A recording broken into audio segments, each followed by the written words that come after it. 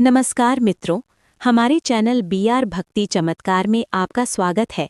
आज की कथा बड़ी रहस्यमयी कथा है जो बहुत कम लोग जानते हैं।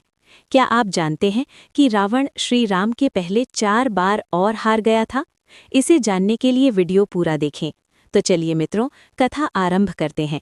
अगर वीडियो अच्छा लगे तो कमेंट में जय श्री राम और चैनल को सब्सक्राइब करें ताकि आपको और नई पौराणिक कथा, रहस्यमयी कथाएं देखने को मिलती रहें। चलिए जानते हैं वो कौन से 4 महायोद्धा से रावण की हार हुई थी। एक एक करके जानते हैं। अधिकतर लोग यही जानते हैं कि रावण सिर्फ श्री राम से ही हारा था, लेकिन ये सच नहीं है। रावण श्री राम के अलावा शिवजी, राजा बलि, बाली और सहस्त्रबाहु से भी पराजित हो चुका था। यहाँ जानिए इन चारों से रावण कब और कैसे हारा था। बाली से रावण की हार। एक बार रावण बाली से युद्ध करने के लिए पहुंच गया था। बाली उस समय पूजा कर रहा था। रावण बार बार बाली को ललकार रहा था, जिससे बाली की पूजा में बाधा उत्पन्न हो रही थी। जब रावण नहीं माना तो बाली ने उसे अपनी बाजू में दबाकर 4 समुद्रों की परिक्रमा की थी। बाली बहुत शक्तिशाली था और इतनी तेज गति से चलता था कि रोज सुबह सुबह ही 4 समुद्रों की परिक्रमा कर लेता था। इस प्रकार परिक्रमा करने के बाद सूर्य को अर्घ्य अर्पित करता था। जब तक बाली ने परिक्रमा की और सूर्य को अर्घ्य अर्पित किया, तब तक रावण को अपने बाजू में दबाकर ही रखा था। रावण ने बहुत प्रयास किया, लेकिन वो बाली की गिरफ्त से आजाद नहीं हो पाया। पूजा के बाद बाली ने रावण को छोड़ दिया था। सहस्त्रबाहु अर्जुन से रावण की हार।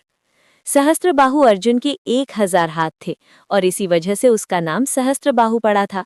जब रावण सहस्त्रबाहु से युद्ध करने पहुंचा तो सहस्त्रबाहु ने अपने 1000 हाथों से नर्मदा नदी के बहाव को रोक दिया था। सहस्त्रबाहु ने नर्मदा का पानी इकट्ठा किया और पानी छोड़ दिया, जिससे रावण पूरी सेना के साथ ही नर्मदा में बह गया था।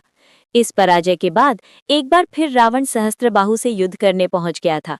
तब सहस्त्रबाहु ने उसे बंदी बनाकर जेल में डाल दिया था। राजा बलि के महल में रावण की हार। दैत्यराज बलि पाताल लोक के राजा थे। एक बार रावण राजा बलि से युद्ध करने के लिए पाताल लोक में उनके महल तक पहुंच गया था। वहां पहुंचकर रावण ने बलि को युद्ध के लिए ललकारा। उस समय बलि के महल में खेल रहे बच्चों ने ही रावण को पकड़कर घोड़ों के साथ अस्तबल में बांध दिया था। इस प्रकार राजा बलि के महल में रावण की हार हुई। शिवजी से रावण की हार। रावण बहुत शक्तिशाली था और उसे अपनी शक्ति पर बहुत ही घमंड भी था। रावण इस घमंड के नशे में शिवजी को हराने के लिए कैलाश पर्वत पर पहुंच गया था। रावण ने शिवजी को युद्ध के लिए ललकारा, लेकिन महादेव तो ध्यान में लीन थे। रावण कैलाश पर्वत को उठाने लगा। तब शिवजी ने पैर के अंगूठे से ही कैलाश का भार बढ़ा दिया। इस भार को रावण उठा नहीं सका और उसका हाथ पर्वत के नीचे दब गया। बहुत प्रयत्न के बाद भी रावण अपना हाथ वहां से नहीं निकाल सका। तब रावण ने शिवजी को प्रसन्न करने के लिए उसी समय शिव तांडव स्तोत्र रच दिया। शिवजी इस स्तोत्र से बहुत प्रसन्न हो गए और उसने रावण को मुक्त कर दिया। मुक्त होने के पश्चात रावण ने शिवजी को अपना गुरु बना लिया। मित्रों, इस कथा से हमें क्या ज्ञान मिलता है और जीवन में कैसे उपयोग करें? चलिए मित्रों, सुविचार जानते हैं। इस कथा से मिलने वाला ज्ञान। सुविचार। अहंकार सबसे बड़ा शत्रु है। सुविचार। अहंकार में डूबी शक्ति अंततः स्वयं को ही नष्ट कर देती है। रावण अत्यंत शक्तिशाली था, पर उसका अहंकार ही उसकी सबसे बड़ी हार बना। केवल शक्ति नहीं, संयम भी आवश्यक है। सुविचार।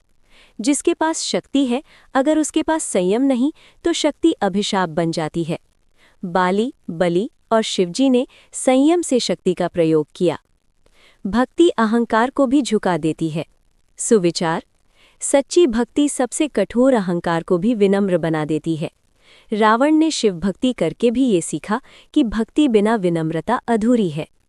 बड़ा होने का अर्थ घमंडी होना नहीं। सुविचार।